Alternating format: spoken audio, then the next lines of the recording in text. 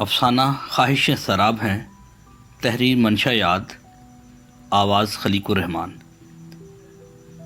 خواہشیں سراب ہیں، کیا کہا کتنے برس نہیں دن ہوں گے، شاید آپ کو غلطی لگی ہے۔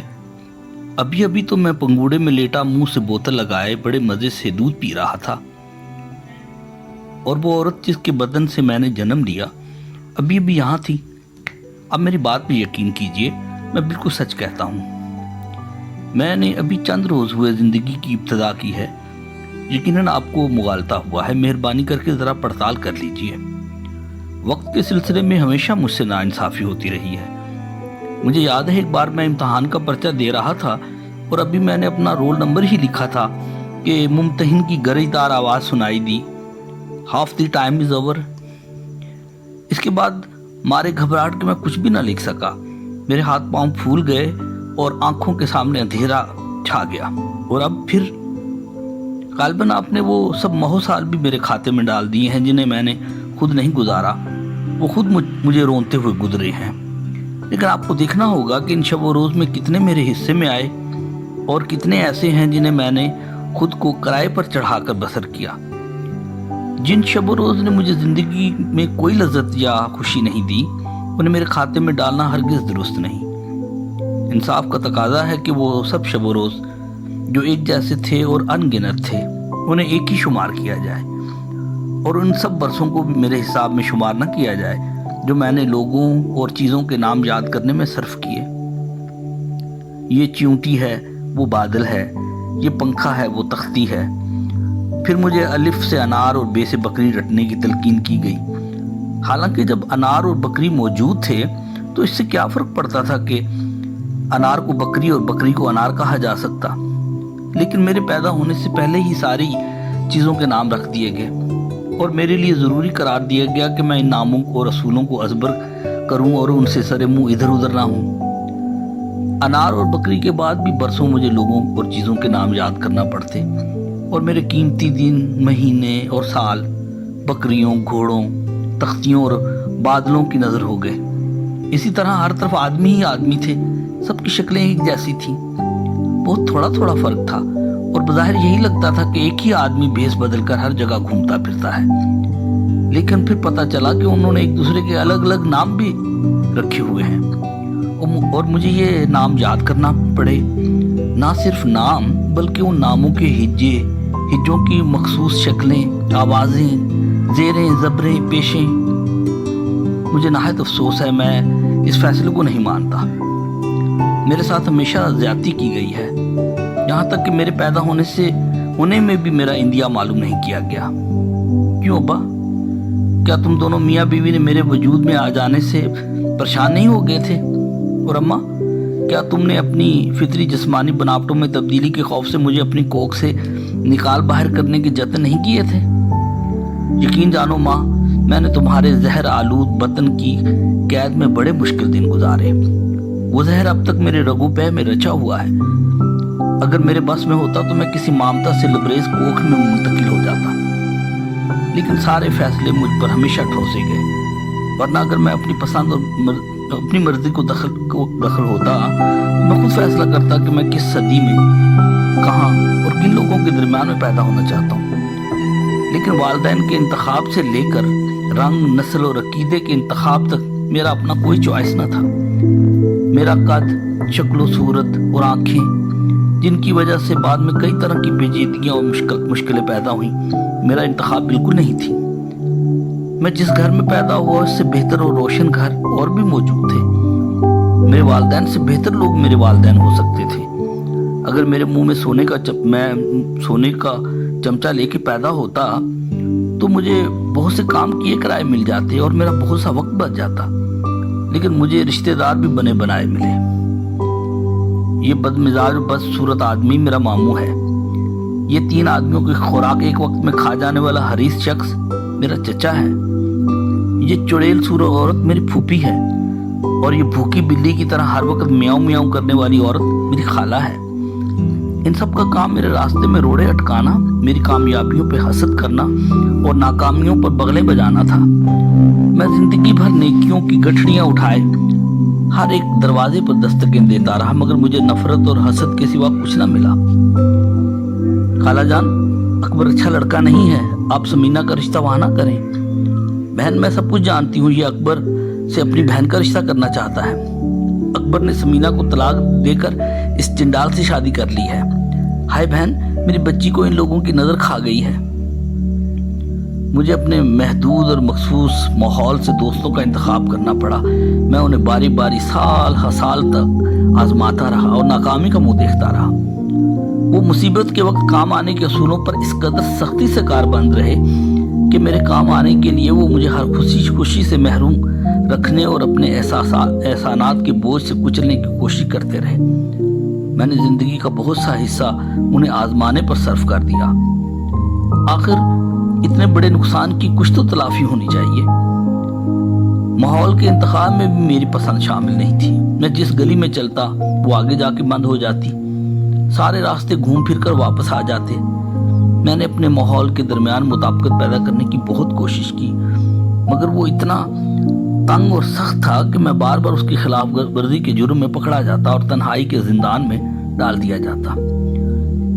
उधर मेरे पैदा होने से पहले ही सारी अच्छी और खूबसूरत चीज़ों पर लोगों ने कब्जा कर लिया था। मुझे जो चीज़ पसंद आती उस पर पहले से किसी और के नाम की मोहर लगी होती। मैं जिस स्कूल में पढ़ना चाहता था उसमें मुझे दाखिला ना मिला। मैं जो पेशा इख्तियार करना चाहता था उसमें मेरे लिए कोई गुंजाइश ना निकली। मैं जो चीज़ ईजाद करना चाहता था वो लोगों ने मुझे होश संभालने से पहले ही ईजाद कर ली थी। मैंने जो कुछ सोचा वो कहीं ना कहीं पहले ही सोचा जा चुका होता। यहाँ तक कि मुझे जो लड़की पसंद आई वो किसी और से मोहब्बत करती थी। उसे देखकर मुझे अपने पैदा होने वाले बच्चों की सूरतें नजर आने लगती और उनकी गुलकारियाँ सुनाई देने लगती। हम एयर कंडीशंस रेस्टोरेंट के खूबसूरत कैबिन में खाने पीने की बहुत सी चीज़ें सामने रखकर घंटों बातें करते। वो बहुत कम खाती थी। मेरा जी चाहता कि वो मेरी मंगवाई हुई सारी चीज़ें चट कर जाए। मेरा तो ये भी दिल चाहता था कि मैं खुद चाय की प्याली में हल होकर घूंट घूंट उसके हलक से उतर जाऊं। वो अक्सर कहती, आप बहुत अच्छे हैं, बिल्कुल अमजद की तरह दिलचस्प और पुरलुत्फ बातें करते हैं। मैं आपको अमजद से मिलाऊंगी, आप हमारी शादी पर आएंगे ना। मैं उससे शादी करना चाहता था, लेकिन वो अमजद से शादी करना चाहती थी। मेरी शादी राशिदा के बजाय अजरा से हो गई थी। ताहम मेरा ख्याल था कि मैंने अजरा से शादी करके अपने बहुत से मसाइल हल कर लिए और एक छलांग लगाई है, और वाकई मेरे बहुत से मसाइल हल भी हो गए थे। लेकिन एक और मसला पैदा हो गया। क्यों अजरा, तुम खुद ही कुछ कहो ना। डार्लिंग, मैं तुमसे शर्मिंदा हूँ। काश मैं तुम्हें वो सारे बरस वापस लौटा सकती जो तुमने मेरी हिरासत में गुजारे। लेकिन यकीन करो डियर, मैं बेहद मजबूर थी। तुम इतने अच्छे थे कि मुझे हर वक्त तुम्हारे चोरी हो जाने का धड़का लगा रहता था। मुझे अच्छी तरह याद है जब मैं खुशबुओं में बसी जेवर तालीम से के अलावा सोने के जेवरात से लदी फंदी और लाखों के जहेज में लिपटी लिपटाई तुम्हारी बाहों में आई थी तो तुम कितने खुश थे। तुमने उस रात सारी गलीज और सारी फहाशा यादों को कमरे से बाहर निकाल दिया था और एक बार भी बाहर झांक कर नहीं देखा था। लेकिन शक की चूंटियां मेरे बदन पर बराबर काटती रहीं। जिस रोज़ देगें चढ़ी और कौरमे और बिरयानी की इश्तहा अंगेज़ महक नंगे बदन गलियों में फिरने लगी तो तुम नहायत मसरूर और मुतमईन थे कि तुम्हारे जहन से भागे हुए तस्वुरात गली गली भीख मांगते और लोगों की जेबें काटते आवारागर्द बच्चों की तरह घर लौट आए थे। लेकिन मुझे लगता था कि माजी की यादें तुम्हारे चारों तरफ आलती पालती मार कर बैठी रहती हैं और तुम्हें एक लम्हा के लिए भी तनहा नहीं छोड़ती। मैं बेहद शर्मिंदा हूँ डार्लिंग कि शादी के चंद ही दिनों बाद मेरे वजूद से फालतू और मसनूई छिलके एक एक करके उतरने लगे और मेरे अंदर से चीखती चिल्लाती बात बात पर रूठती इल्ज़ाम तराशियाँ करती ताने मेने देती और अपने मेके की अमारतों सरबत की धौंस जमाती असली और खालिस अजरा बाहर निकल आई। मुझे ये भी याद है तुम्हें एक खूबसूरत बच्चे की शदीद ख्वाहिश थी, लेकिन मुझे बच्चों के ख्याल से घिन आती थी। एक बार तुमने मेरे साथ धोखा किया था, लेकिन मैंने एक माहिर दाइया की खिदमत हासिल करके तुम्हारा धोखा जल्द ही तुम्हें लौटा दिया था। उसके बाद मुझे याद है कि तुम और ज़्यादा उदास रहने लगे थे और तुम्हारी उदासी देखकर मुझे तुम्हारे भाग जाने और चोरी हो जाने का खौफ और ज़्यादा लगने लगता था। और हालांकि मैंने तुम्हारे गले में जहेज का तोक और पाँव में भारी हक महर की बेड़ियां डाल रखी थीं और इजाबो कबूल के अल्फाज की खोटियां गाड़ कर तुम्हारे चारों तरफ अपनी वजूद का खैमा मजबूती से गाड़ लिया हुआ था, फिर भी मुझे धड़का लगा रहता था कि तुम मेरी हिरासत से फरार ना हो जाओ। आपने देखा, मैं बरसों अजरा की कैद में रहा हूँ। अगर असीरी के इन बरस को मेरी उम्र से मिन्हा ना किया गया तो ये बहुत बड़ी नाइंसाफ़ी होगी। हाँ, ये दुरुस्त है कि फ़रार होने के लिए चोर रास्ते भी होते हैं और मैं हर रात अजरा के पहलू में अपने जिस्म की केंचली छोड़कर फ़रार हो जाता, लेकिन मैं कहीं ना कहीं दूर नहीं जाता था। वो माँ बेटा मुझे अपने बेडरूम के सामने वाली दीवार में नज़र आते रहते थे। आपको इस बात का अंदाज़ा भी होगा कि जब मैंने होश संभाला तो सारी अच्छी जगहों, खूबसूरत आबादियों और बरमहल शॉपिंग सेंटरों की अलाटमेंटें हो चुकी थी और लोगों ने हर जगह अपने अपने नाम की तख्तियाँ आवेज़ा कर रखी थी। मुझे जो मकान भी रहने के लिए पसंद आता वो किसी दूसरे की मलकियत होता। मुझे अपनी मर्ज़ी और अपनी पसंद के ख़िलाफ़ काम करना पड़ता, ऐसा काम जिससे मुझे नफ़रत होती। मैं हर रोज़ एक ही तरह के काम कर कर के उकता जाता और मैं हर रोज़ ऐसे अफसरों की शक्लें देखता जिनकी सूरतों से मुझे घिन आती थी। मैं उन्हें सलाम करने के लिए उनकी हाँ में हाँ मिलाने और उनके अहकामात बजा लाने की अज़ियतें उठाता। मैं अपने जायज़ हकूक़ के लिए आवाज़ उठाता तो मुझे बताया जाता कि मुझे मेरी सलाहियतों के मुताबिक मुआवजा मिलता है, लेकिन मेरे जहन में हर वक्त ये सवाल कुलबुलाता रहता कि मुझे बेहतर सलाहियतें क्यों नहीं हदीयत की गई। मुझे ऐसे लोगों के दरमियान ज़िंदगी के कीमती दिन बसर करना पड़े जो किसी न किसी चीज़ के मालिक बनना चाहते थे।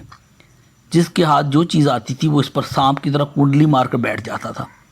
ज़मीन के हर टुकड़े पर, हर दफ्तर और हर कारखाने में अजदहे फुनकारते थे। दुकानों, मकानों, होटलों, रेस्तोरानों, अखबारों, बसों, कारों, यहाँ तक कि दरख्तों और उनके सायों पर भी किसी न किसी जहरीले सांप का पैरा था। हवा, पानी और रोशनी पर भी कब्ज़ा हो चुका था और राशन मुकर्रर हो चुका था। शहर में खुशियों, आसानियों और ज़िंदगी की सहूलतों का कहत नहीं था, लेकिन सब पर मलकियत की मोहर लगी हुई थी और ये सब ऐसे लोगों के कब्ज़े में थे जो शायद ज़्यादा इंसान थे। ग़ुलामी, ज़िल्लत और अज़ियत की इन बरसों को मेरे हिसाब में डालना कतन इंसाफ नहीं। The time is over. नहीं प्लीज़, आपको यकीनन मुगालता हुआ है। अभी तो मैंने ज़िंदगी के पर्चे की इब्तिदा की है। अभी तो मैंने सिर्फ चंद सतरें लिखी हैं।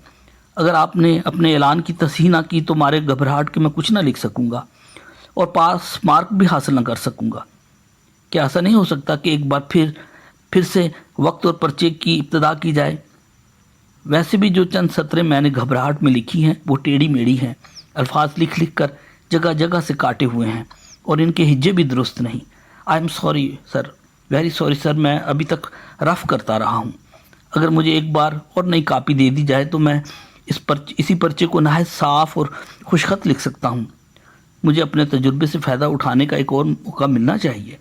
सिर्फ़ एक बार और नई कापी दे दीजिए प्लीज़, सिर्फ एक चांस और please. The time is over. शुक्रिया।